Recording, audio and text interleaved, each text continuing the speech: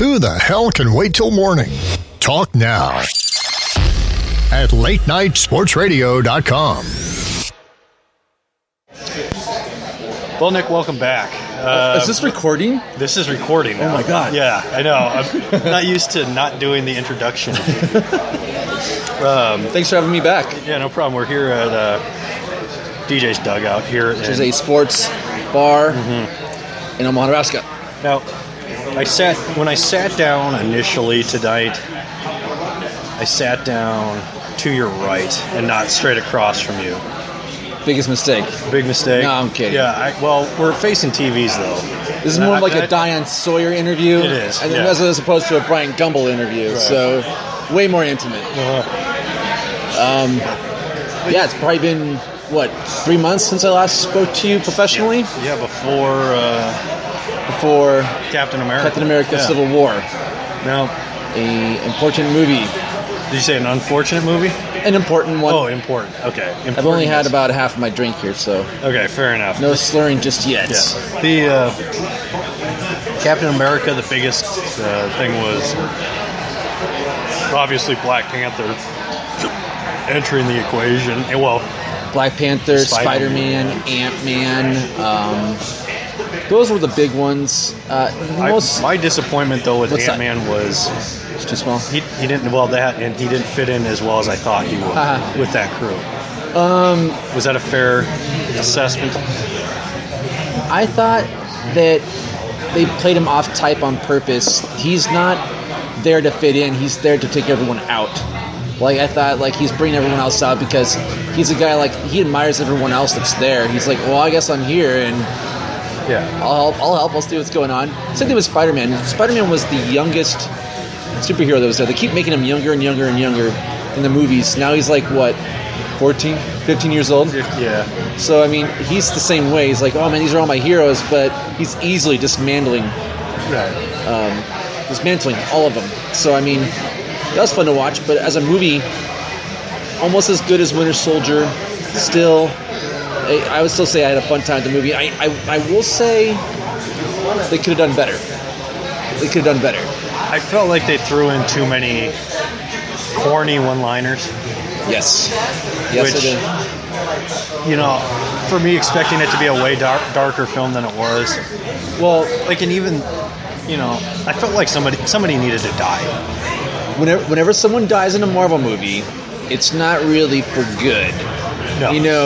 And that's been the case with a lot of the Marvel movies that have come out, where it's kind of like someone dies, oh my gosh, they'll be back. This is a Marvel movie. It's all right. Yeah. So I'm assuming Quicksilver will come back. Well, the Marvel version of Quicksilver. Then there's the X-Men version of Quicksilver, which is a way better version. Eventually, they'll probably cross over and make an X-Men Avengers movie. That'd be really cool. So Quicksilver is the same character. Yeah, it's the same guy in both. Is that correct? Right. So basically, there was a rights dispute with the character. 20th Century Fox had the rights, and Marvel had the rights. So they basically both made their version of Quicksilver. And Marvel's incarnation is just kind of a crappy Russian guy who's a brother to Scarlet Witch. And then in this X-Men version, he's like the one that's from the comic books, where he's the son of Magneto. And his design and how fast he really is really plays to X-Men. Is he actually Scarlet Witch's brother? Yes. That's not something that they just Yeah, but I think the fact that they were from Russia, I'm not exactly sure that's from the comic books. I could be wrong there. I haven't been reading as much X-Men in the comic books, but so I don't know. But I mean, so yeah, there's these movies. The X-Men movie just came out a little bit ago. That's an okay movie. Did you see it? Apocalypse? No, I did not see it, but I heard mixed reviews on it. It is. I would say I was very mixed though too. I'm kind of behind on the X-Men. I think the X-Men are probably one of my favorites. The comic book superhero movies so far. So, did you feel? See, I like the first three like the original three. Oh, the original three X-Men movie. Yeah. So you got X-Men, and you got X-Men united Yeah. X-Men 3: The Last Stand, which was not good. No, but I was glad that, spoiler alert, that Cyclops got killed. Yeah, I think as a character for that universe, he sucked. He was weak. Very weak. But in the Apocalypse movie, I think they played him a lot better. Than he wasn't as one-dimensional or boring. Yeah. You know, so Or whiny. Yeah. You know, he wasn't the guy that Come on, Logan. that's competing with Wolverine. He wasn't that guy. So in Apocalypse, there was some good things about it. There was the backstory with Magneto, him losing his family. Then there's the how Cyclops became to be, and there's some really good things in there. But there's a lot of bad though too. So it's kind of take it for what you will. I wish Sabretooth would come back. I will agree with you that Sabretooth is one of the better villains. I think that It's because of the actor, though. Lee Schreiber is such a good job. I mean, and he looked so cheesy doing it, but he just ate up every scene. Like he's a good actor. So I have to completely agree with that. I hope they bring him back. But the thing is, though, there's also a chemistry between him and Hugh Jackman as Wolverine. So I wonder how they're going to do that when there's only going to be one more Wolverine movie left. There's only going to be one more. And he's going to be Old Man Logan, right? There's a rumor that he could be from the comic books, which is just basically a Wolverine in the future, and he's trying to figure out what happened to the world because it got destroyed. That's basically the premise. I'm not sure they're going to use that, but they may use elements from that in the comic books. But yeah, it'll be interesting because, again, like we just talked about earlier before we even started recording, like, what are we going to do with all these actors that are in these Marvel movies? Like, 10 years from now, oh my gosh, Tony Stark or Robert Downey Jr. is going to be like 60 years old. Chris Evans is going to be around 40. You know, everyone's going to be really old. It's like, well, you have to reboot it sometime. Yeah. So the same thing goes with, like, the X-Men. You know, so it'll be interesting to see what happens. And I know that something will need to change, but we'll see. The second Wolverine movie was not good. Though, you mean, okay, there's Wolverine Origins. The X-Men Origins Wolverine. And then The Wolverine. The Wolverine. I thought was pretty boring. I thought the first one, The Origins, was definitely the weaker of the two. Wolverine, I thought, in my opinion, was a step up. New director. But the second half of the movie was very cliche. That's why I'm hoping that this third one will be a lot better. And I hope they end up on a high note because I thought Hugh Jackman deserved better. He owns the character, man. There's no one else. The thing is, though, look at the comic book character of Wolverine. He's like what, 5'1", 5'2", Yeah. and super hairy. Like Hugh Jackman's like kind of hairy and like 6'4". I mean, he's just like the complete opposite, and he just owns the role. Yeah. So to see him be gone and imagine someone else playing that role is just hard to do. Yeah, like if we had to see somebody from Vampire Diaries play him or something. Yes, exactly. That would not be good. That would not work for me. What would okay. So with Deadpool, they're going to obviously do another one, and obviously they're going to try to replicate what they just did, which is a mistake. I think you try to go another direction. Right, and I actually mentioned that before. I think if you go the same route as what the first one was trying to be, you fall into like the classic comedy sequel where you're repeating the same jokes. It's the same formula. Hangover 2. Right, you want to deviate from that. You want to make things different. So what they're trying to work around right now is involve other heroes to kind of tag team along with them, like Quicksilver or Cable. Yeah. These characters would add an extra dimension to the movie where it's not just the same meta jokes. Right. It'd be different. Actually, Go ahead. You know who I think would be good? Is Ellen Page's character. Who did she play? I think Kitty Pryde. Kitty Pryde. But yeah. I think Ellen Page would be a great person to go back and forth with Ryan Reynolds. I don't know how that would work. I think the guy that, if you've watched the X-Men movies, the newer ones, the Quicksilver they have there is cool. He's funny. He would play really well. I think against the Deadpool type of humor. And in my opinion, I think that and like someone that's stone cold serious all the time. Yeah. And if you have like a person like Cable, who's in the future, and yeah, I think that'd be awesome. Is there with the third installment of Wolverine? Yes. Do you think they're gonna, obviously, when a movie franchise does something that works, they try to replicate it, and then they do it worse. Now they're going down the rated R route with this new Wolverine movie, which thanks to Deadpool. Yeah. But I don't know if they're going to throw in probably more dramatic swearing scenes, and probably more violence. Yeah. But I don't think they're not going to try to be funny with it. I think that they will. I think it's try to be funny with it. I don't think. I wouldn't say dead serious because dead serious doesn't work for DC. It didn't work for anyone that watched the DC movies. And the thing is, though, they have an R-rated version of that they had basically shot before Deadpool had gotten out, and it's with Suicide Squad or with This is with Batman v Superman. Okay. So they shot all the movie, and then Deadpool came out, and then that was rated R. It was a huge hit. And Batman v Superman was just like, they have a rated R version, but it's so dark and I guess depressing. I would say depressing, where the point where it's like these characters are they're taking themselves way too seriously. Right. And they shouldn't be fighting each other anyway. Yeah. But I think it's the lesson that's to be learned from that. Is like, I think Marvel could be making a mistake by making Wolverine an R movie, by having the need to be like, we need to also make him an R movie too. It's like, well, no, that's not necessarily Wolverine's character. Deadpool's character is like that. He's brash, he's rude, he's hilarious, he's cruel, but he's also one of those guys that you root for, and you can't stop.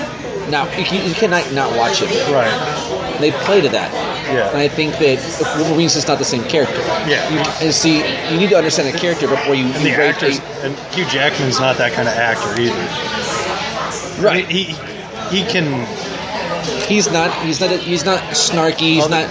He's not like quips. This is not the same humor. It's basically Van Wilder versus someone that's like an action hero. Australia. Yeah. It's just not the way. But I hope the best for the movie, but I don't see how that would change anything for me. Like, oh, you're rated R now. Like, great. Now I'm gonna go. Yeah. The only reason Deadpool drew me to it was because I was like, they're like, oh, it's rated R, and I was thinking, okay, I'm gonna give this a shot, because if this is Ryan Reynolds from Waiting as a superhero, I'm on board. Because I want that, very demented, sick sense of humor. Well, that's exactly what Deadpool is in the comics, almost to the T. Like, and then you read it, and I'm like, this is exactly like what the movie is. And but people didn't know anything about Deadpool. They're like, oh, this guy's making fun of like stereotypes in other movies and like other superheroes. Yeah, that's hilarious. Like, because it comes out at a perfect time where like we're oversaturated with superhero movies. Yeah, and then this comes out. You're like, I need a break from superhero movies, or a movie that makes fun of superhero movies. Yeah, that's exactly what Deadpool was. Yeah, that kind of rewrote the book on how to do things. But looking at so Deadpool has led to the DC redoing most of Suicide Squad. Big mistake, or I think Suicide Squad's going to be a giant hit. I'm almost positive it will be. I think that none of these characters are known to be light in any capacity. Everyone knows they're villains. But they're trying to make light of it. So they're going with a different tone. They even went back and do reshoots. Yeah. Just because of the conception and the perception of watching the trailers of Suicide Squad and being, oh, this is like a lighter Guardians of the Galaxy-esque type of movie. Right. Yeah. And so like they're trying to make it lighter and there's more and more light, so to the point where like, hey, more and more people will want to go see this. There'll be a lot more appeal there. It's not going to be dark, needlessly dark. You know what I mean? So I don't know.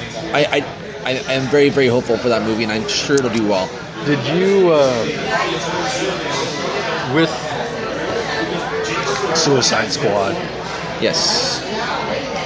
Who do you think the weak link is, acting-wise, in that? Oh, the guy that plays Captain Boomerang. His name is Jai Courtney. He's in a bunch of movies. He's in Die Hard 5. Okay. He's atrocious, and he's also in the Divergent movies. He's one of the worst actors I've ever seen in my life. However, if they limit him in any capacity, or if he plays off type to the point where I can't recognize it's Sam anymore, then good for him. Yeah. You know what I mean? You always have a chance to redo or change your... As an actor, like if you had that one role where like you can like change people's perception about you, right? That would be the one to do it. That'd be the movie to do it in. So it's like Matthew McConaughey. Yes, yeah. I mean the role in Wolf of Wall Street. Oh, I think it started to turn. Yeah, it started to turn the and True Detective really. Exactly. That really. That year was insanely awesome for him because not only did he get an award for Best Actor in a Dallas Buyers Club. I think he got a... Was he nominated for Best Supporting Actor? He got the Best Actor Golden Globe that year, too, yeah. I think. So, yeah, like a slew of awards, and I'm just thinking to myself, this is like his year. Like, there's no one that can touch him this year. Yeah. And that year, he was just on fire. Now his career may be slowing down a little bit, but, I mean, still, that's a prime example. Like, everyone has this conception of, like, Matthew McConaughey is like this part-of guy, so he can take his shirt off all the time. Yeah. He's a lot more than that. He is now. Yes. Right. Because he's able to prove himself. He had those roles. He dedicated himself to those roles. What do you think it is? Do you think he took acting classes, or what do you think it is that changed him? Like, because Affleck kind of had the same thing. Yeah. No, I honestly do think the hunky dork. Yeah, exactly. These guys will get on the internet and read what people say, search themselves, and realize like, oh my god, people think I'm an idiot or I'm a dork or like I'm dating these stupid women, or I don't know what it is. It's like I don't think they do that, and they want to change that perception so much that they'll do anything for it. But and in turn, it actually makes them better. Yeah. Well, Affleck. He said he was on a Delta flight cross country across the world, and there was a comedy show. Like there was like the entertainment was some comedy act making fun of him, making fun of his career. That was close. And he was like, "All right." Now he's like, you know what, I'm going to go into directing. And then that kind of turned into him being like, okay, I'm going to direct. And he's like, you know what, I'm going to take over this role. And once he started doing that, that changed things. Well, and after you have bomb after bomb after bomb after bomb. When someone tells you can't do something, what do? You do it. Yeah. That's like the prime thing that you should be doing. You just can't accept the fate that people give you. And I mean... If I think McConaughey, and look, I think Will Smith's career is on a downturn, but I think a movie like Suicide Squad could help it. Because people would be like, oh yeah, now I remember why Will Smith is a good actor. Mm-hmm. So yeah, he's been kind of downward since Pursuit of Happiness, which I didn't think was all that good anyway. Right. I mean, he's kind of been out of the spotlight for at least 4 or 5 years, where just making kind of forgettable movies left and right. Focus, Concussion, 7 Pounds, After Earth. I mean, these are all very forgettable movies, but yet we're remembering them. Yeah, but we remember them from being bad. Yeah. But yeah, I mean, if you look at all these actors, though, I mean, probably the best one would probably be Margot Robbie, and then Jared Leto, being the Joker, who I think is going to kill it. I think he's going to murder that role so hard. I don't think it'll be. Nothing's going to be Heath Ledger's. I think it'll be Heath Ledger. You do? I think it's going to be Heath Ledger. And I think the only reason why Heath Ledger's performance is like hailed is because it was so tragic. Well, yeah, he died. Yeah. If he didn't die, I don't think people would be as like, they'd be like, oh, that's an amazing role. But I don't think. Yeah, it's like with Kurt Cobain or something. Somebody dies and you elevate their career to more than it actually was. Exactly. So I think that there's that, but I think what Jared Leto's trying to do, he's trying to make himself be a lot like the comic book version of Joker. And I appreciate that very, very much. And they have kind of a different twist on him, though, too, where they're also intertwining this Joker with Batman. So Batman's going to be in Suicide Squad. Yeah. To kind of give it that shared universe feel. And then, a year from August or so, well, actually a year and a half, then we'll have the Justice League movie. And that's going to change everything because there's so much negative response to Batman v Superman that the director and Warner Brothers themselves are like, we need to completely change everything. We need to go back to what makes these characters great. We need to be lighter. We need to give people hope. We can't be all dark and grim. And so I think they got it wrong, and they realized that. So hopefully Suicide Squad is the first real good movie they have, and then other ones will follow. Yeah. I think Marvel's just been Marvel's just been killing it for so many years, so they just need to not for a while. Well, you look at like DC Universe. Whenever they've gone away from Batman or Superman, well, even the Superman movies haven't been very good. No. When you've gone away from making a Batman movie, I don't know. Marvel's done a good job of making lesser-known superheroes interesting. They're at that point in their, I guess, when they're the studio career, where they can say, hey, you know what? Let's just take a shot with Ant-Man. Exactly. They took a shot with Iron Man. That paid off huge. Then he's in the Avengers, and everyone else is kind of they kind of fall into their place. Well, now it's like, well, what other properties do we have? We have all the talent we have now. We have all the money now. Mm-hmm. So now if we take any obscure character or team up and put a good creative team, a lot of money into it, and it turn out all right or good or really good. And we're going to make money either way. Right. Yeah. So it's kind of like this never-ending force. But the thing is, though, I think that they know this, is that they're adhering too much to their own formula. Yeah. They're going too much to all their movies are starting to blend together. Mm-hmm. And I think they know that they need to deviate from that. And that's what DC's already doing. They're like, wow, we understand you're trying to have a connected universe with all your characters, but that's kind of hindering you at the same time because your characters don't seem as distinct as, I guess DC's, at this point, even though it's very, very early. But still. Did you see Teenage Mutant Ninja Turtles? I did not see it. Was it because of Michael Bay or Tyler Perry? I think Michael Bay would be the number one reason. I think that Tyler Perry is one of those actors that I do not like at all, but he doesn't realize that he's good. It's hilarious. Because I was watching Gone Girl, Ben Affleck movie. Yeah, he's good in that. He's fantastic, and I'm all like... And I was reading this interview with him, and I'm not even kidding you, dude. He's like, I would not have been in this movie had I realized that this director was famous. That's what he said to an interviewer. He's like, what's wrong with you, dude? That was a perfect role for you, and you nailed it. Had he known that the director was a famous director. David Fincher is the director of Gone Girl. Yeah, it's a weird thing to say. It's a very weird thing. He said that he wants to be in movies that are with basically independent artists that are kind of more starving artists. Yeah. And he realized, this is a big time. Yeah, come on, dude. But that's funny. Okay, so he directs and writes and exactly those number twos in Medea. Yeah, those Medea movies. Yeah, absolutely atrocious. This is the Meet the Browns, those TV shows. Are you kidding me? You're gonna tell me that's good enough for it? Give me a break. He doesn't know what good is. So why did he do Teenage Mutant Ninja Turtles then? I don't know. I'm really baffled by his career. I think I would love to talk to him and be like, can you please tell me what your MO is? Because I have no idea. What is your reason for being inside any of these movies? And actually, I heard that he was good in Ninja Turtles. I was reading interviews who kind of handed up, but they had a good time? Tyler Perry.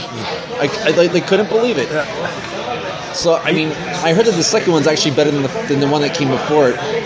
We're talking about the Michael Bay movies, of course. Yes. So, I know I will want to eventually get to watch them because the Ninja Turtles. Yeah. You kind of have to. Right. So, and there's a lot less screwing up Michael Bay can do it. Well, yeah, it when you looks have kind of A-teamy with, I know they're Ninja Turtles, but flying through the air and whatnot. Oh, And, yeah. like the A-team when Face is shooting the tank and out of the sky. When the tank's falling from the sky with parachutes. See, I have to watch. See, that's the reason. You just gave me a good reason to watch it because they Michael Bayed it. Like I'm not gonna go to the movie theater and watch it and be like, even though it's Ninja Turtles, in my opinion, it's like I'm gonna watch this with a couple friends. Right. And we'll BS, we'll make fun of it, we'll have a good time, drink some beers, and you might end up being like, you know what, that was actually not that bad. Exactly, and I probably will too. Because if I had a good time ripping it, or if I had a good time like getting a little nostalgic, it's a win-win. Yeah. Okay, so, well, before we get into some comic book movies, actually, that was a comic book movie. That was technically a comic book. Okay, so Ninja Turtles back in the day, Hook, I feel like there's a third one. Those, I can't believe how long those, have you ever gone back and tried to watch those? Yes. Those are long movies. The long movies. And even Benji is a long movie. Like, it's you see, our perception of it being long is because it's not ADD prone. Good. Can I get another Goose Island? Yeah, you ready for another one? Yeah. You doing okay? So far. Yeah, thank you. So, what was I going to say? Yeah, basically that's all has to do with pacing back in the day. So, earlier movies it wasn't for the ADD prone. We want things now.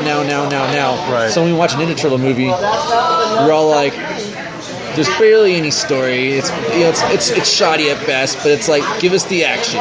Yeah. Give us the Ninja Turtles that we think we should have. Yeah. Give us the references, and then we'll be good. We'll be fine.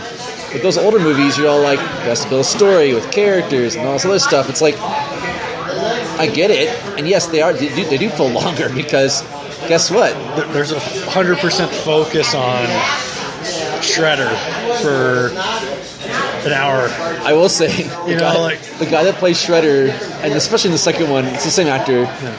When he's yelling out, he goes, "Babies, there, babies," and like he's just all upset. And what were the guys' names? Like, Tuka, Razor, prove yourself to me. Yeah. And I mean, come on. The Ninja Rap scene was just amazing. It was. Vanilla Ice. That was fun.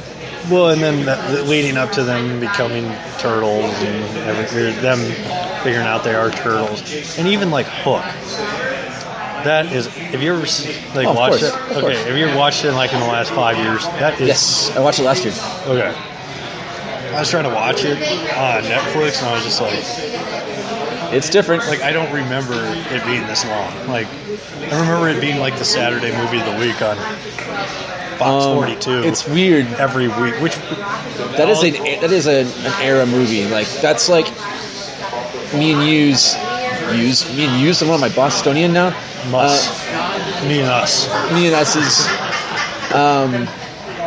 era movie. Like, I think that Hook is one of those movies like we watch now. You're like, for the first time, you're like, whoa. It's a corny 90s movie. Corny 90s movie, but you watch it. But for us, it's like it's so nostalgic and quotable, and it brings back a fun time when we were kids. You know, what was I? 5, 6 years old? I don't know how old I was when that came out. Yeah. So I mean, yeah, the Hook is stupid awesome.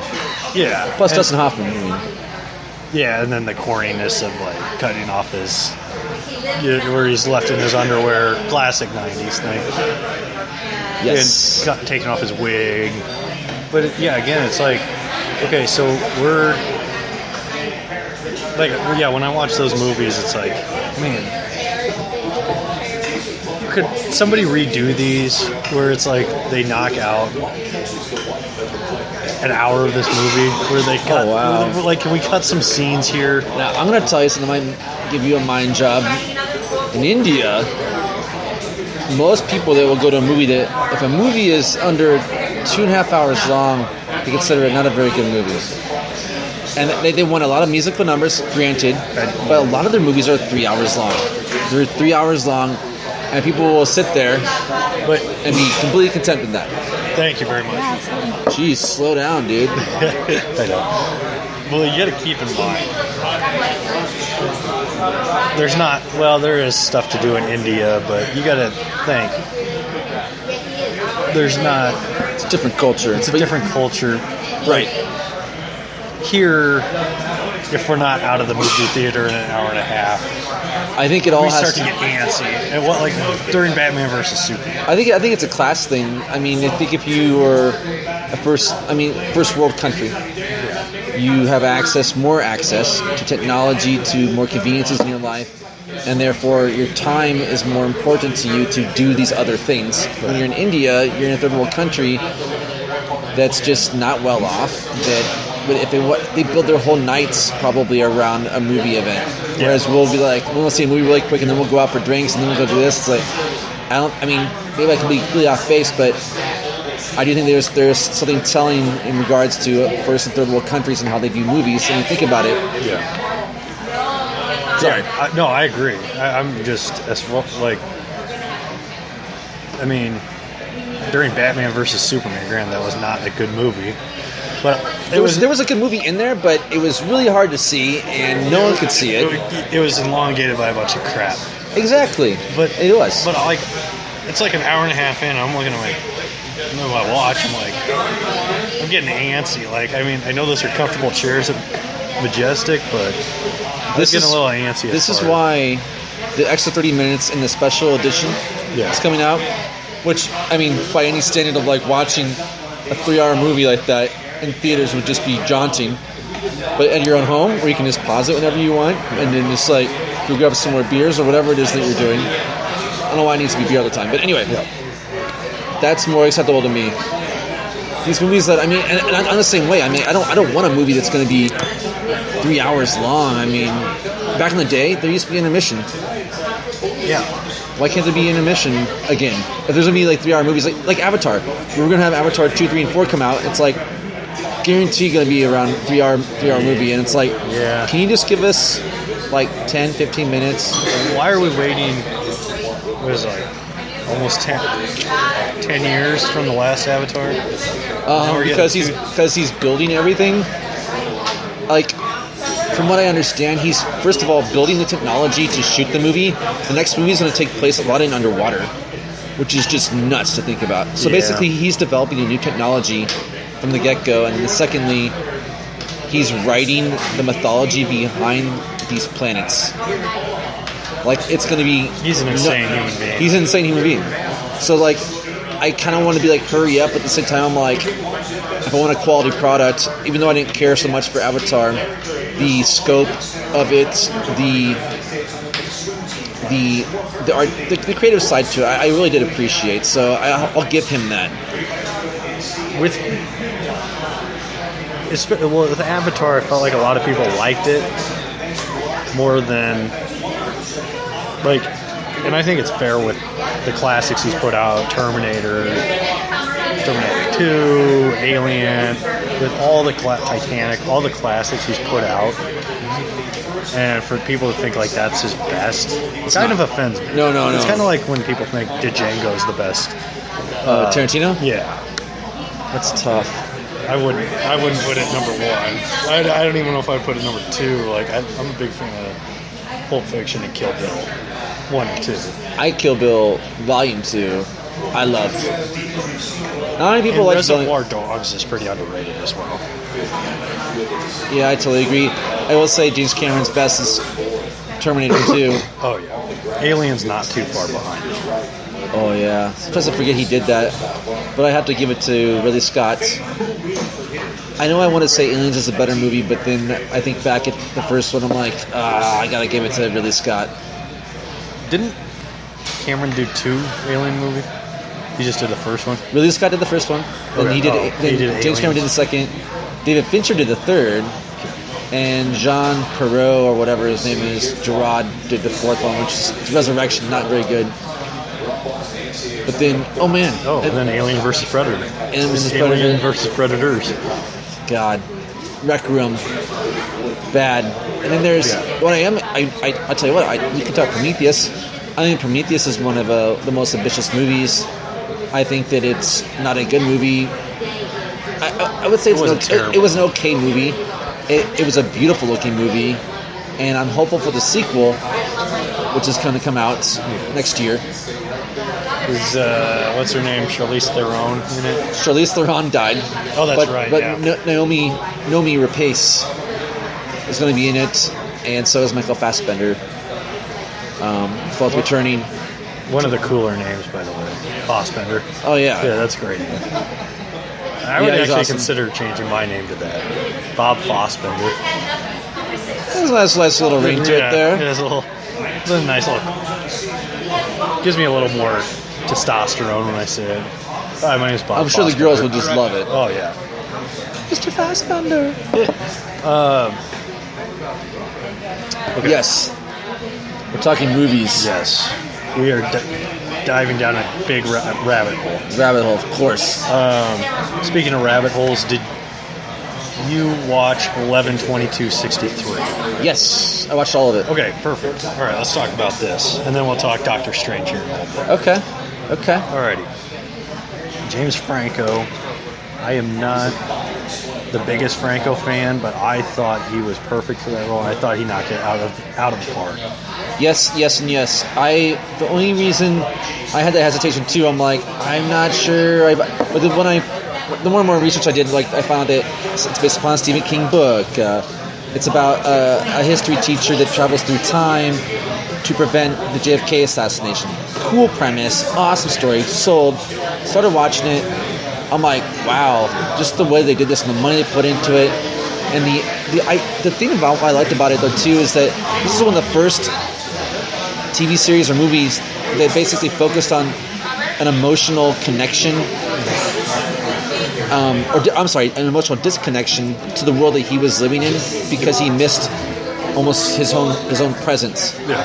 So he missed being from where he was, which is 2015 or 2016. You doing all right? Yeah. Yeah. Good, Thank you.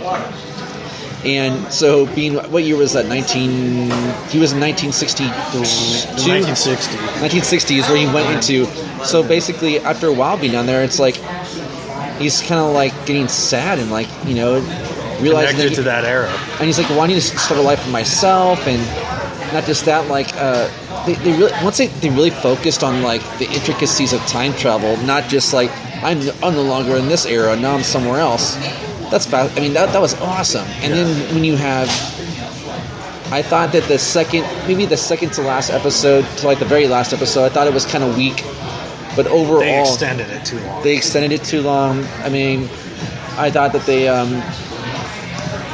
he came out of. It could have been perfect, but they messed it up a little bit. He got his memory back too quickly. I mean, not just that. I mean, what if you want to spoil it for the listeners? Yeah, spoiler alert, by the way. Well, no, I would just say when he eventually gets back into the present, things aren't what he thinks it's going to be, and then he realizes that things will never be the way that it needs to be. So he makes a decision. Kennedy has to die. Basically. Yeah. Basically. But yeah, good show. And if you're talking about Hulu shows, have you watched The Path at all? I've started the first episode. I've not finished it, not because I didn't like it, just because it's really good. Really, I mean, is it dark? Because I felt a little dark to start. It is a little dark, but it's also kind of light. But I mean, it kind of touches on all the cornerstones of a belief system and how there could be problems with any particular belief system. Oh yeah. And what I thought was most fascinating, I'm just going to sum up really quick, is that the main character in that TV show, who was basically recruited over like 5 years, and he's in this program, and what they call the Myerism movement, right? So the problem with him is he's having doubts. He's like, I'm having doubts about if this is real or not, what the ears are telling me, but I'm going to go ahead and play along because I don't want to lose my family. Because in this particular religion, if you do not believe, you're considered like an ignorant, kind of like a Scientology, or suppressant. So he kind of went along with it, and he didn't care. And there's different ideologies that were kind of thrown around the entire show that make it really, really fascinating. So I think it may be up for some awards though this year too. They already renewed it as well, so I would highly recommend The Path. One thing I love and I hate with Hulu is the commercials. Well, I bought the commercial free. Okay, so you're talking about the once a week episode? Yeah. I mean, you can't binge it. You can't binge it. Well, I can now with the path because it's over. Oh, right. But but not like when it comes out. Yeah, when it comes out, you can't just because that pissed me off. Like I didn't know that was the case with 11/22/63. Yeah, I did like the way they did with the path. Release the first 2 episodes week 1, and then 1. Right. I like it and I hate it. I like it from the fact of when episode 2 came out for 11/22/63. I was like on Hulu at midnight that night, like Sunday night. I was on Hulu or whatever it was, Wednesday night. I was on there at midnight, waiting for it to load up. I'd be freaking hitting the refresh button to make sure that it would come on and tweeting Hulu like, hey, where the hell's the episode 2? I mean, there's something to be said for that because, and that's exactly what they were going for. They know that we live in a binge world. It's like we want to now, give us all the episodes. Well, they're all like, you know what, let's kind of play to that and just say, you know what, let's not. Let's just give it to them on a week-to-week basis, and if they want to wait, they really can. They can just watch them all once the series is done airing weekly. So, no, dude, I think... Yeah, I would say that the path and the Love of Jay 1263. But it also forced me to digest the episodes more. Right. Then you have a week to think about it, what happened, think about what's going to happen next. Yeah. Yeah. I kind of miss that. Like when I watched The Shield, that was my favorite show growing up. Was The Shield, and I remember like every week being like, all right, who's Vic going to kill this week, or who's going to die this week, or whoever. And now, like when Daredevil was on, or whatever show is on Netflix, right? You just watch it, you're done. Man, you don't digest it at all. I mean, you're talking about TV shows here, and I know there's a lot of good shows that have already dropped or about to drop here within about a month. You know, so we have Orange Is the New Black that had just come out. Are you a fan of that show? I was a fan of the first 2 seasons, and then the third one I thought was terrible. Okay. So I stopped watching. Yeah. The other one being Marco Polo is coming back. I've heard that's a great show. It is a very, very cool show. Then we have Mr. Robot, which is a USA Network show. Very, very good show. One of the best I've ever seen. Yeah. And then there's a new show on Netflix called Stranger Things. Okay. And it reminds me a lot of like Goonies, Stand By Me. Okay. If you haven't watched the trailer for that, I highly recommend it. If you like 80s nostalgia, yeah, it looks amazing. It looks really, really cool, and I can't wait for the Stranger Things to come out. And then Narcos. Have you seen Narcos yet? I've seen again episode 1. See, this is how I go about shows. Jesus, Bob. I know. I've watched one pick 3 shows that I'm interested in. Mm-hmm. Watch 1, and then watch the second episode in like.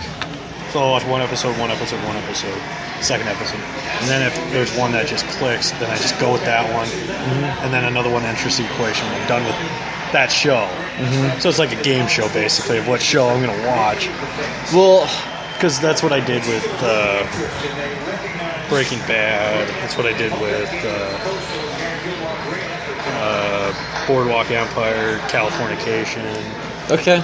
So I found that system to work, but it also leads to me falling severely behind on some shows where I'm like, okay, well, if this one doesn't cut it again, it could be another 2 months before I start watching it, or another 6 months. But yeah, you kind of need to get on that. I will say, though, that Narcos is not coming out until September, but the show itself is a whole series and a true story based upon a cop that was pursuing FBI agent that was pursuing Pablo Escobar, and I liken it a lot to the movie Blow. Yeah, it's just a really cool and also factual TV series that it's also acted very, very well. So I'd highly, highly recommend that show, and I can't wait for that to come back on.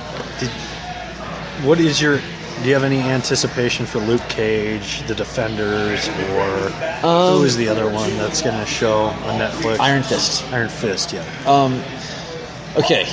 I know you were highly critical of The Daredevil? Season 2. Daredevil. Yeah, I wasn't the only one either. I have a couple buddies of mine I talked to, and I didn't tell them what I felt about it, and they were like, yeah, I didn't really care for it, which is fine. The Punisher was great. That's why... I don't know if you gave it enough time.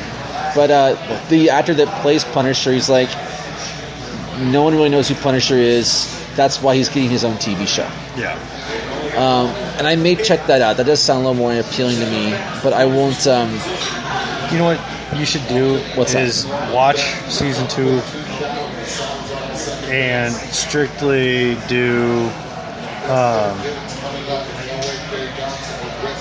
watch season 2, but strictly watch the scenes with the Punisher.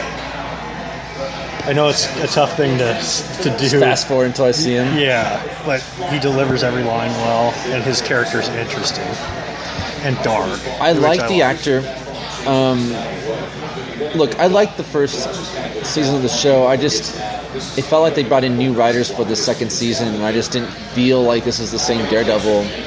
And so after watching a couple episodes, I watched 3 episodes, and I was like, gosh, I just couldn't. And maybe I should.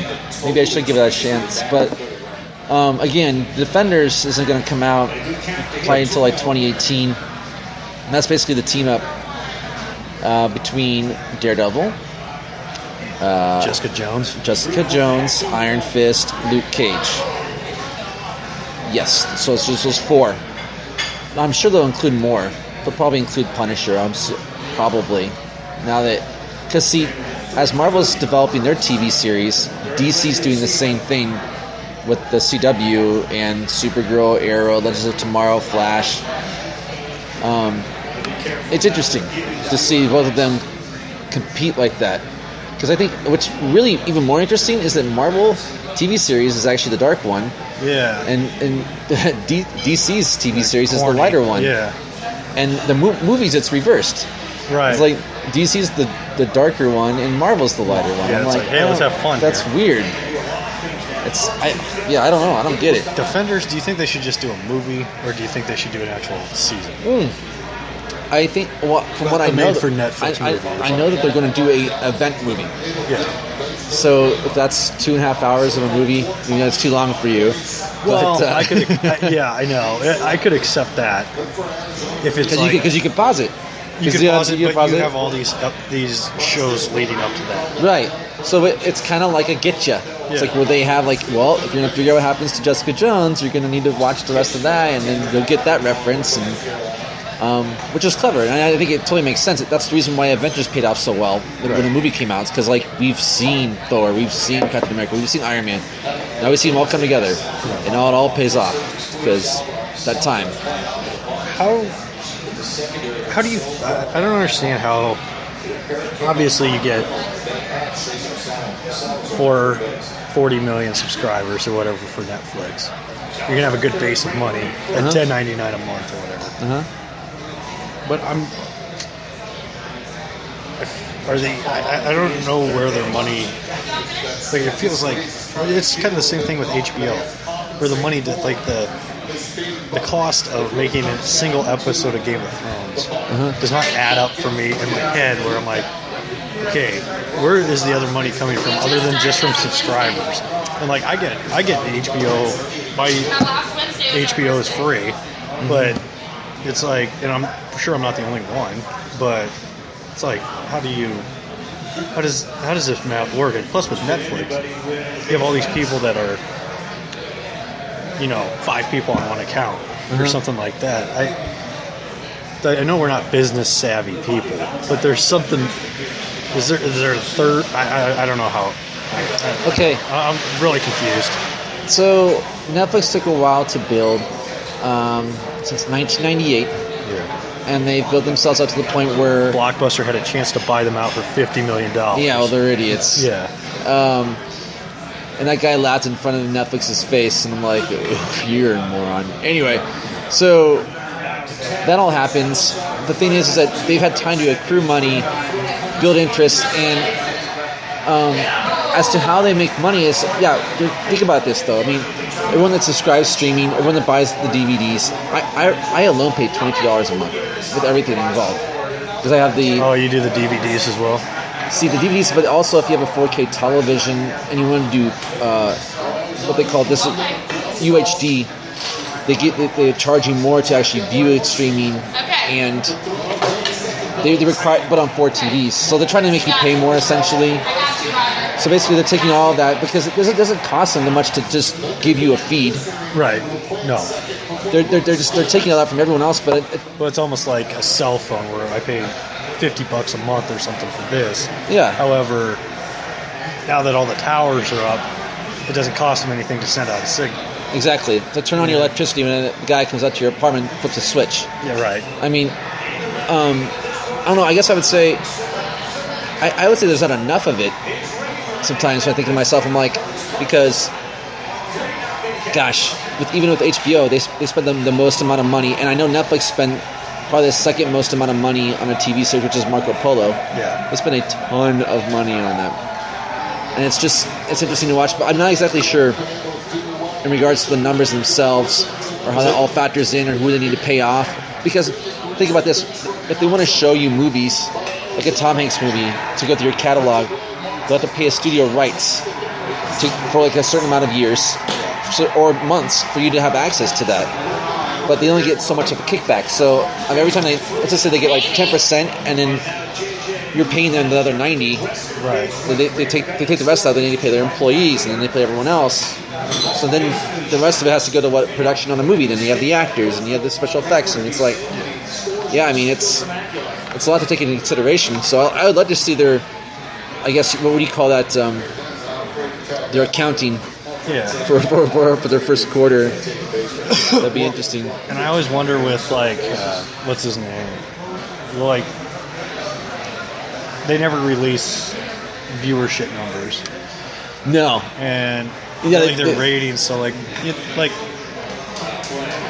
I mean, I guess you can kind of figure it out if you look at their number of subscribers and when they get them. Like, if they have a bunch of drop off after the end of Orange is the New Black, and then there's a spurt of 100,000 subscribers, you can kind of put the math together. Like, okay, oh yeah, this is getting about. I mean, I think their analytics would be so easy to figure out. Oh, yeah. I mean, especially in regards to like House of Cards, like those bigger shows that they have. It's like Netflix is a huge powerhouse, and I do think that they're now starting making movies. They're getting bigger and bigger, and they've signed an exclusive contract with Disney now for like the next 2 years.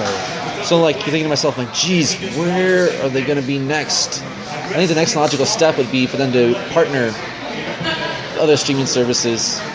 You know what I mean? Or broadcast a football game or something crazy like that. Like, what you know YouTube is doing.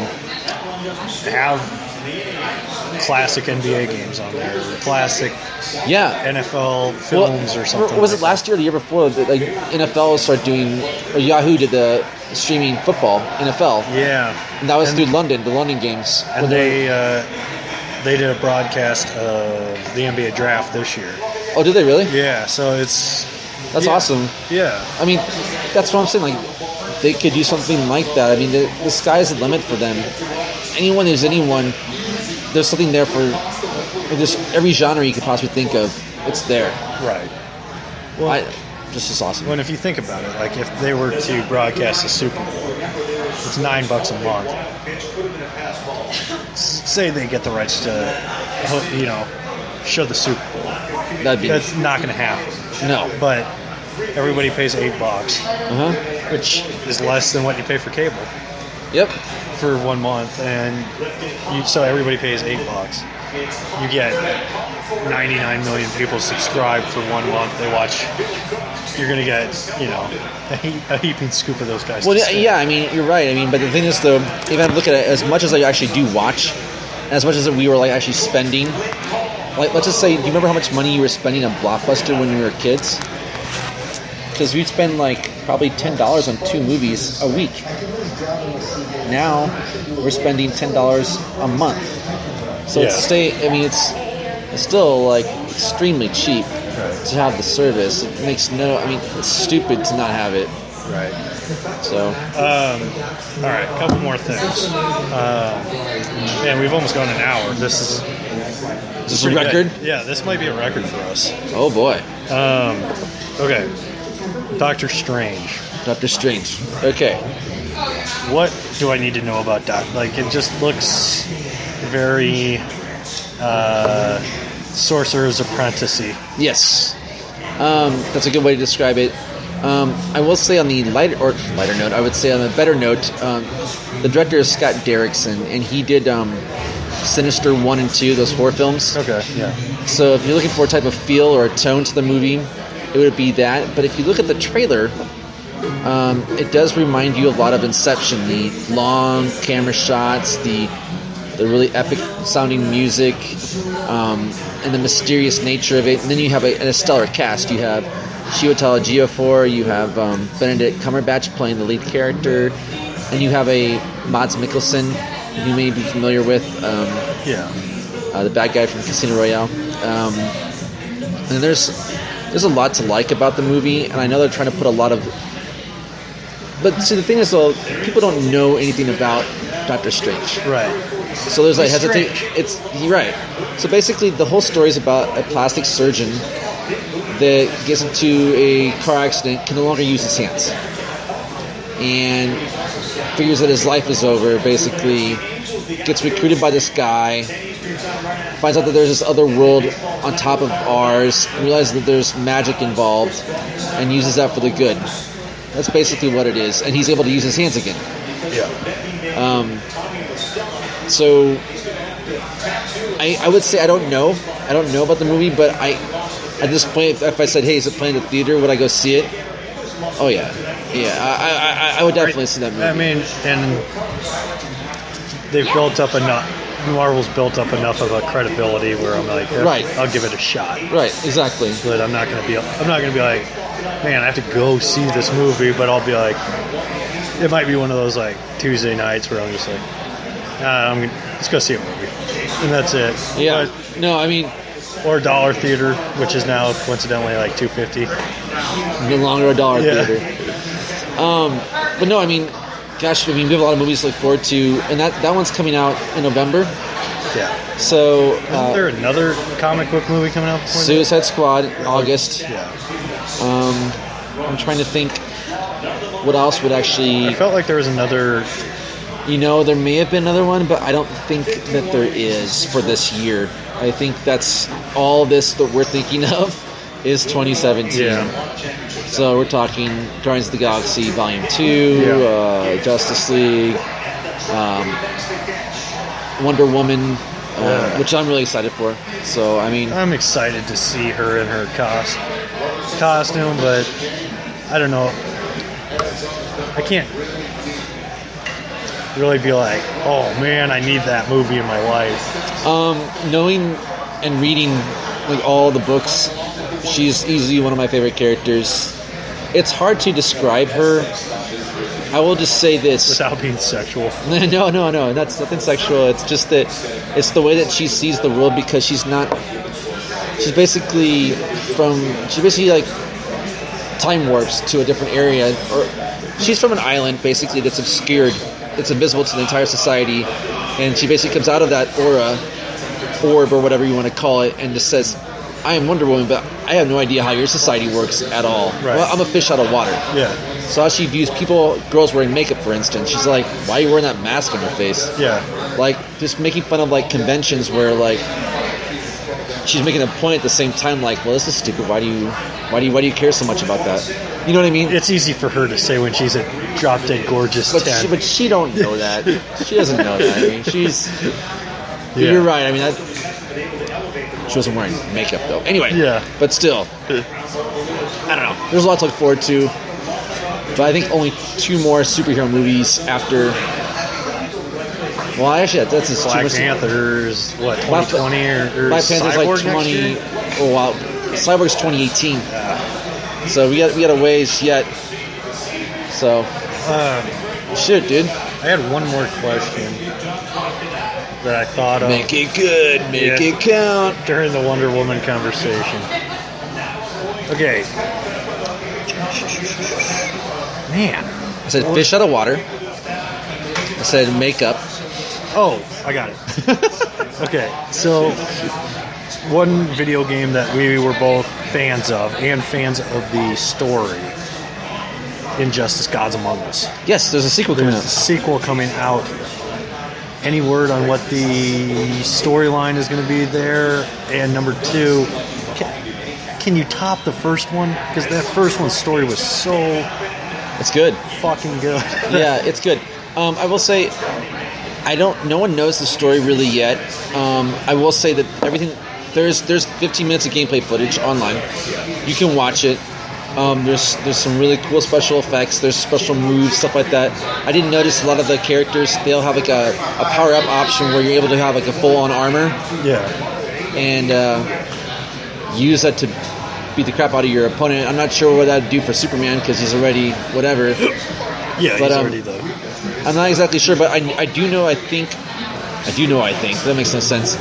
In the comic books right now, there's an Injustice comic book based upon that video game that I guess is going to tie in with that sequel video game. So it'll be interesting. I think I kind of want to pick up those books now, but I'm excited for them. And my friend goes, one of them said, gosh, this is really, really dark for a video game. I'm like, just like those other DC movies, I'm like, I don't give a crap if it's a video game. Yeah. If it's a story that's needlessly dark, that's one thing. But this is like, it looks cool. Yeah. It looks like a fun game. I mean, it was so dark, but it was so well done. I found myself geeking out, like watching on YouTube the entire story without the fights. Oh yeah. And I was just like, well, we talked about with DC how why wouldn't they should try to go down that path with Justice League. Mm-hmm. And I mean, they kind of alluded to that. Now, if you want to talk about that, I mean, we can, because in Batman v Superman, they actually almost allude to that basic premise that Superman becomes all too powerful. He becomes pissed off and realizes that, hey, Lois Lane was accidentally killed, but he kind of blames other people that weren't necessarily responsible, and goes kind of like crazy and basically proclaims himself as like a dictator. Yeah. You know what I mean? And that's what has like Batman and everyone else versus Superman. Yeah. And that's what a part of Batman v Superman was when Batman was having that nightmare. That was part of it. There's a lot of influences there in that particular scene, which we could talk about at a different time. But yeah, Injustice, I'll still buy it. The only thing that's like for me... Yeah, I'll take my check. Yeah, me too. Thank you. I guess I would say they would have like skins that you'd have to buy. Right. $4 or $5 per skin for like a different character, and like that all added up. Yeah. I mean, so you're spending $60 for a game, and then after all said and done, you're spending an extra $60 for all like the Wonder Woman, the packs or whatever it is, you know. So it's like, gosh, I hope they just stop doing that crap. They won't, but still. Yeah. Okay. Well, before we get out of here, yes, do you want to tell everybody where we can find you on Twitter? Yes, the internets, yes, all that good stuff. I am at www.popculturecrunch.com. It's an entertainment website, and on Twitter at popculturecrunch without the H. Thank you. And I think that's probably all that I have. At Nitro Peterson. Oh yes, at Nitro Peterson with an EN. And that is my personal Twitter handle if you'd like to get a hold of me or ask me any questions that are not personal. Alrighty, well, Nick, appreciate you coming on again. Yep. As always, we're going to have to do this again way sooner than the last time. Yeah, sounds like a good time. Get some more summer movies in here. We didn't get to talk about Star Trek, but we can talk about that after we've seen it. That's fine. That's a good idea. Get that coming up pretty soon here. And about Chekhov dying. Oh, yes. Yes. So, the actor. We'll analyze the movie after, like, if we can elevate his performance like we did with Heath Ledger. A little dark for me to say that, but Yeah, we'll go on that. Okay. Alrighty. Who the hell can wait till morning? Talk now at latenightsportsradio.com. Thank you for joining me for another edition of the Bob Sullivan Show here on latenightsportsradio.com. Tonight I have on with me former Creighton basketball star Nick Porter. How you doing today, Nick? I'm doing great. How you doing? I'm doing well. Thanks for joining me on the 4th of July. We're right here after the Kevin Durant signing. As a basketball player, what is your take on it? Somebody who, has, been playing professionally now for a few years. What is your take on Durant's move to a better situation? It's, the first thing that comes to mind is not fair to the competition. You put Durant with Curry and Clay and Iggy and, the rest of those guys, and, they obviously upgraded and get a lot deeper and more dangerous. I think that automatically puts them as the front runners to win the championship. Obviously, next year, I think that was a bold move. I think it was a risky move as far as chemistry goes for the Warriors. But obviously, when you got a talent like Durant, it's going to obviously work out for the better. And I think they went and did that just to take care of LeBron and company next year. Do you think that, LeBron hasn't officially signed? Do you think there's any chance he is looking like, okay, is there another situation I can go to where I'm in better shape? I personally don't think so.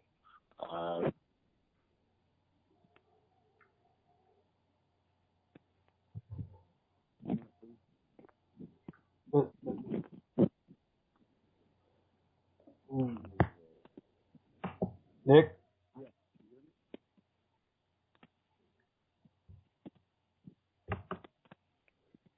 Nick?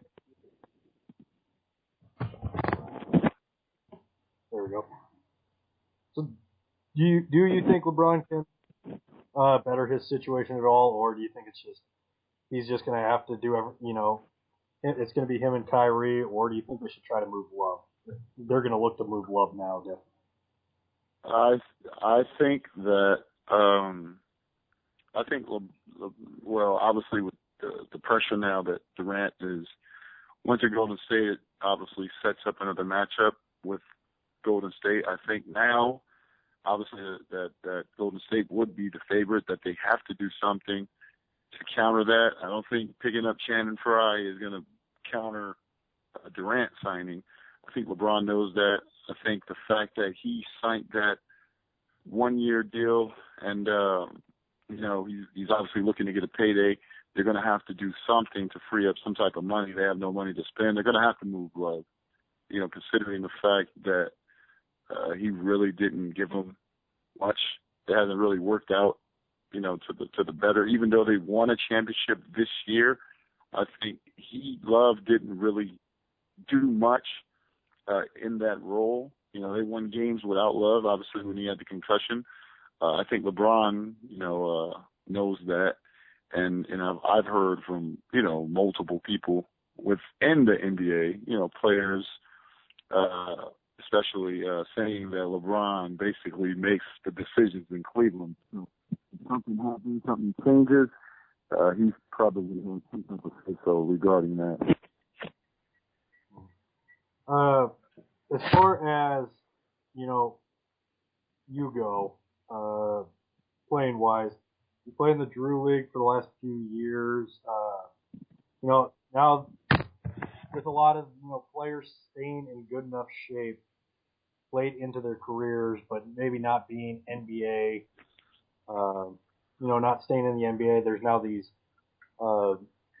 winner take all tournaments, and the Drew League has always been a big thing. Mm-hmm. What is your take right now as far as NBA players that have since retired but are still in good enough shape to play in these leagues? What's it like for you to play against some of these guys, whether it be in the Drew League or in these tournaments? It's obviously a dream for any guy that plays sports to play against, what would be considered higher talent, higher caliber athletes and players if they're in the NFL, NBA, MLB, whatever it is. Me personally, to go against, guys like James Harden and DeRozan and John Wall and all these guys in the Drew League, and to play against these guys week in and week out when they're eligible to play it's a benefit, it's a treat, and it's also humbling all in one experience, because I've said all along that the Drew League is one of the best leagues, top to bottom, that I've ever been a part of. Sometimes you have to, sit back and watch games to really appreciate it for what it is. And then when you got these guys coming down there, coming to take on the guys that have not been as fortunate as they have as far as making it to that level, it's almost a sense of pride and determination to show them that you're good enough to play on that level. And that's, I think, what makes leagues like that so good, because I feel that the NBA guys, some of them know there's guys in those leagues that should have been in the NBA. There's things that they take from the game. I've had, John Wall, I put a move on a guy, and John Wall told me it was a hell of a move, and he's a big-time point guard, probably one of the top 5 in the league, behind Curry and Damian Lillard, and Chris Paul, and those type of guys. So for him to tell me that, it shows a lot of respect, for the game, a lot of respect for the guys that haven't got there. And then obviously it's good for the fans that get to come out and watch these guys on a more intimate level. Who is somebody that you had to duel with in the game where it's a story that you're going to tell for the rest of your life, kids, grandkids, friends? What's the legend that you have against, whether it be an NBA player or a former college great that you went against in the Drew League or in another professional setting? I think the one story that probably sticks with me the most is when me and Baron, my good friend Baron Davis, obviously one of the better point guards NBA, probably have seen, one of the top UCLA point guards, one of the best guards that come out of LA, and a mentor, and a guy that I watched obviously growing up. I tried to emulate and imitate, take things from him, put into my game. The story that I had that most people don't really hear about is when we were at the gym, Santa Monica, 8 o'clock in the morning on a Sunday, and I'm in there playing, and I'm in there, I got it going that day, I'm feeling good, and, after the game, you sit down, and Barron comes over there, he tells me, the in and out and all that, you stole that from me. I showed you how to do that, and you watched me do that when you was growing up. That's where you got that from. And I watched Barron, but I didn't steal it from Barron. That in and out, I didn't even know that was one of his patented moves. But to know that a guy like that actually pays attention to you and notices things that you have that are special to him, and he obviously feels that, okay, it's good enough to work on that level. And then he tells you at the end, if you say right now, you would average 13 or 14 points on a regular. That is probably the one thing that, would stick out to me the most, considering the fact that he played so many years in the NBA and he went against all the toughest guys, and it's a level of respect that I have for him, knowing, that we've worked out multiple times together, and, the type of people that he, followed, watched them play and wanted to be like, and still, pieces of their dream. For him to tell me that was special, and it's something that I'll always remember and cherish it to this day.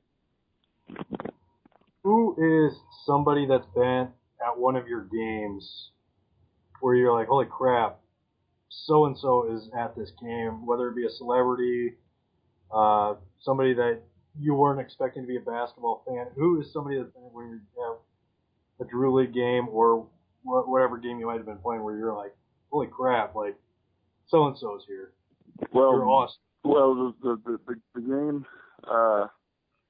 game that I probably would think back to was my MVP season in Drew a couple years ago.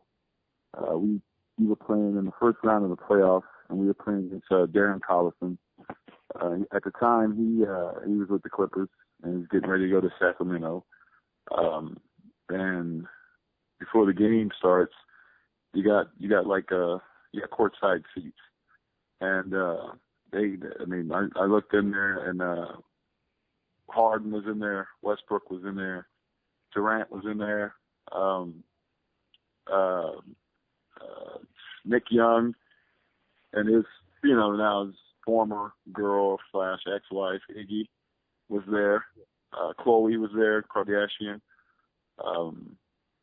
Dana White, those people, and it was probably a host of other people, but to see Durant, Harden, Westbrook courtside, and Nick Young sitting courtside, and all those people to play and play in front of those guys, and see that they're hyped, like when you're doing stuff, to see them telling you, you got some game, like you nice with it, like that is probably the moment that I realize I remember the most about the Drew, about who was actually in the building. Other games you really don't pay attention, but when you got guys like that sitting, you're gonna probably pay attention to that. What is something that as your game has evolved that you've gained, and since you've gotten older that you've lost? What is something you had to gain to keep playing? To make up for something you've lost over the years? I think as an older, this goes for any athlete, obviously you lose your quickness, you lose your jumping ability, but I think that what keeps you solid, what keeps you relevant is your mind state, the ability to adapt. I remember when Kobe had that interview he had, right before he retired or the year before, and he made a very interesting comment, and it kind of hit home a little bit. And he said that, as you get older, you can't jump, you can't run like you used to, so you kind of got to change your game, and you got to learn new ways to do new things. And then he said that he could still be effective, and then he compared it to the guys that never were, as gifted as him, and if they were able to be successful playing that way, then why couldn't he? I kind of, I look at older guards like Andre Miller, which I drew a lot of comparisons from, even Barron, guys that used to be super quick or super smart, and now that are older, slowed down a lot more. They play the game at their own pace. They control the tempo. They pick and choose their spots, and they concentrate more on strength versus the speed part of the game. And I think that's what I've done. I've learned how to play the game, and in return, the game has been it's slowed down even more than it's ever been for me. And I see things at a clearer aspect, and I'm able to make the right decision, even with the game being so quick. I mean, I've never been a super quick guy anyway, but I'm able to stay consistent, stay relevant, and play the right way based on that mind state. As far as, a couple more questions before I let you go. As far as, looking at the landscape of the NBA right now, do you feel like, you're a slasher back in college? Mm-hmm. What would you, do you think that, do you think your game was a little too late, or do you feel like the game was a little too early for NBA, making an NBA roster? I think, Well, this story inside too. Like I've had a lot of different coaches, and like from junior college to Dana Altman and major college, and every coach has taught me a different aspect of the game. When I was a freshman, when I was in high school, I was my junior and senior year, I was probably one of the stronger dudes on the team. We weren't that big. I was probably one of the taller dudes on the team. Probably the tallest dude on the team was about 6'5", 6'6". We probably had one big guy, but he stunk. He couldn't play and run. He was out of shape. So we kind of played like the Warriors. We were small. I could get away with getting, playing the 4. I was.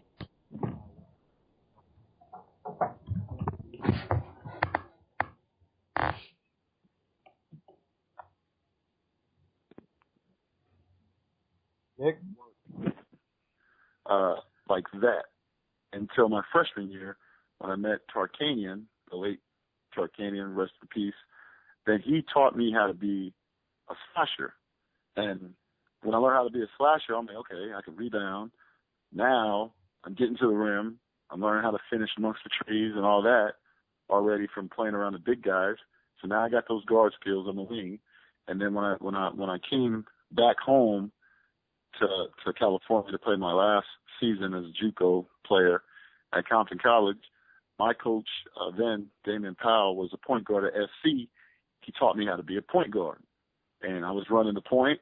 I was playing, I was slashing. I went from 4 to 3 to 2 and 1.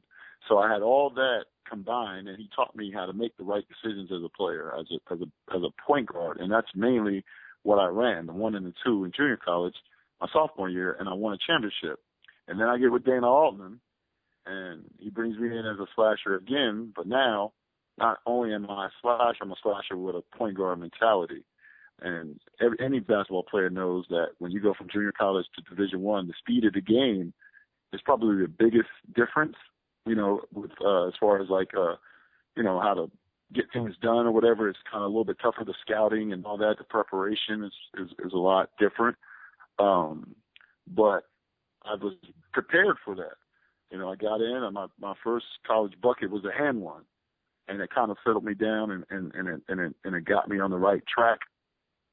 And then I get out of college, and I start working on, different things that, I felt needed to be addressed. The jump shot, expanding my range, and it all came together. It all blended. I think I was more of a late bloomer life, because I bloomed after high school to get to the level I wanted to get to as far as being a high recruit in college and stuff like that. And then when I got to college, we had Nate Funk that had already been there. And, we got A-Train and all these guys that had already established themselves.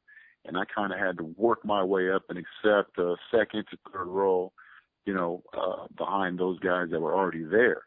And I had no problem with that. And then when you get out of college, obviously you feel like, okay, well, now I've earned the right to be a lot better. And you work and you work and you keep working. And then people start to respect that. They notice that, and they work with you and address all your weaknesses, and you become better than what you were before. And now you feel like, okay, well, if I would have had this then, I would be a pro for sure. What was during your Creighton days, what was the worst thing that a Southern Illinois fan during that rivalry ever said to you or to somebody on your team? I know Funk got a lot of bad stuff said to him when they were down at Carbondale. What was the worst thing that was ever said to you? Just Southern or Northern? I think Southern, they were just downright blunt. I think they were just they just didn't like us. They just didn't like us. That's all it was. I think they were more jealous than anything, but I've heard they called Funk a hobbit. Said he looked like a hobbit, which was exactly what I started doing when I heard it. But all this stuff, some of the things that they said, they talk about people's parents and stuff like that. But I think, they called Funk a hobbit, and they said A-Train looked like he looked like a walking a walking dead piece of shit, and and they killed Fish. They killed Coach Fish over on the bench. They called him a fake recruiter. Then they really only guy that people really didn't mess with was Lynn Gordy. Now I don't know if they didn't mess with Gordy because he sat at the end of the bench and they knew he was from Pennsylvania, and everybody else was from like towns and stuff like that. But nobody ever messed with Gordy. But everybody else they messed with. At Northern, I remember they called Coach Grinson. They called him Chuck Norris, which was a classic because everybody on the bench heard it and started laughing. They told him to sit down. At Drake, what school was that? Was it Drake? I want to say Drake. They called A-Train Arsenio Hall. So he looked like Arsenio. And that was hilarious because I don't, you see, it's always funny. It's always funny because the guys hear them saying that, and when you hear them say it, it's funny to you because they're not talking about you. But the guys that they're saying it about, it's like they just sprint and go lay it up because it usually happens when you're laying the ball up or something like that. So they'll go on a full sprint and lay it up like they didn't hear him, but everybody else was laughing. So it was like, the guy heard it, but yet and still he's trying to act like he didn't. So, but they've said a lot of things, over the years. The most, I think the fans at Bradley, there really weren't no fans there, so you really didn't hear nothing at Indiana State about that kind of stuff. But yeah, those are probably just a few things that you've heard over the years that kind of stick with you.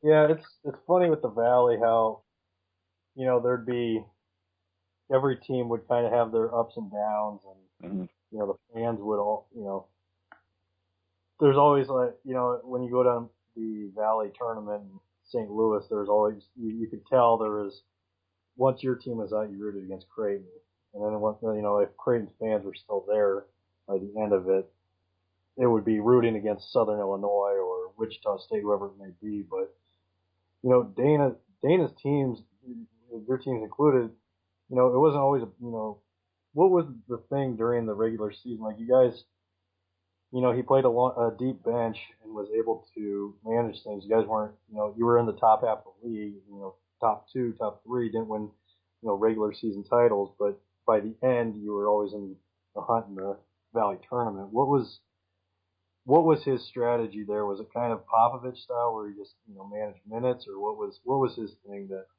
made sure you guys were the healthiest team? Now, you sit back and you kind of think about it. I think Coach Allman's approach during the regular season was more of a marathon approach. I think he knew that, you got a long way to go. If we lost a couple games, he would, get it, huddle up. Let's have a team meeting. Let's figure out what the problem is. Let's try to address it. More type of attitude during the regular season. But I think he understood that all the yelling and all the grilling and all that he did during the summer and preparation for the postseason, I think that he got to the point in the postseason that he knew that the yelling and all that is not what needed no more. I think that he knew we were going to be what we were going to be. I think he let us just play, just rock out, and he just managed our time, our personalities like he was good at doing. And he made sure that we were disciplined. He made sure that we weren't, hanging out and, we got our proper rest. He encouraged us. He let us know, what was expected of us. He put the responsibility mainly on the seniors, whoever the seniors were at the time. And, he just came up with a game plan that he felt, that the coaching staff felt that was the best shot for us to win. And he would always have individual meetings with us, and, talk to us, and let us know, okay, well, you did this well, you need to do this better next game. And try to keep a positive head on yourself during the process, because it'd be a lot of times with guys, we're struggling or mentally just not locked in, and he would just continue to just drill you until you got back to your comfort zone. And I think that was the biggest reason that we succeeded in the postseason. With a bunch of solid guys, that understood exactly what he wanted, and we understood the goal and tasks and that we needed to fulfill to be successful and get a championship. And we did that, and that was all thanks to Altman and the coaching staff. Last thing before I let you go, any upcoming games you have coming up here in the next couple of weeks, or what do you got going on this summer basketball-wise? Oh, yeah, we played DeMarcus Cousins next week. Him and Terrence Ross and DeRozan, and yeah, we play those guys next week, so that should be pretty fun. Hopefully, in the Drew League, hopefully we don't get beat by 50. Just make sure you drop a couple threes. You gotta get under Boogie's skin a little bit, get him tossed. Yeah, definitely. So you got to find somebody on the bench willing to sacrifice, something to get him tossed, so you guys can get. I'm gonna tell you right now. When I go to the rim and Boogie comes over, I'm gonna shoot him the elbow to the midsection just to keep him off of me, and I'm pretty sure that'll set him off. There's only one guy I'm not gonna elbow in the midsection, and that's Ron Artest, aka Meta World Peace. I'm not gonna elbow him, but I'll elbow anybody else in the Drew League in the midsection to go get a layup off. You got to get there any way you possibly can. Yeah, exactly. But that should be a fun matchup. I know it's going to be a packed house, and I'm looking forward to the challenge. Well, Nick, I appreciate it. You coming on. Always a pleasure to talk to you. It was always fun watching you at Creighton, and good luck against Cousins and DeRozan and all of them this week. Yeah, and hopefully I can come back. Hopefully they'll give me some more eligibility. I can get turned back 25 again. I'm going to come back and play some more basketball for Creighton. It was fun. They need a slasher. Yeah, they do. I look, and I always follow Creighton, and the Big East. I wish we were in the Big East when I was there. But the Valley was tough. We had a lot of good teams, and I wouldn't trade it for anything playing with those guys. Jimmy Moats and Nate and A-Train and Josh and Pierce. Some of the best guys I've met. Some of the most humble, high character individuals with a lot of integrity that I've ever been around. I respect those guys, and always will. So that's the type of people that Creighton produces, and it's just a pleasure to be able to know those people, been around those people, and everybody at Creighton obviously is family, because it's a small campus, small community, and the fans too. Some of the most diehard, respectable fans. They come out blizzards and whatever the case is. The season ticket holders make sure they contribute, they help out. The boosters are great, the alumni is great. Everybody, the media, they're not too hard on the guys. So it's definitely was a blessing to have the opportunity to come to Omaha and meet those people and be a part of something so special. And I always cherish that. You coming on, always a pleasure talking to you again. And we'll have to catch up again soon, man. Okay, man. I appreciate you.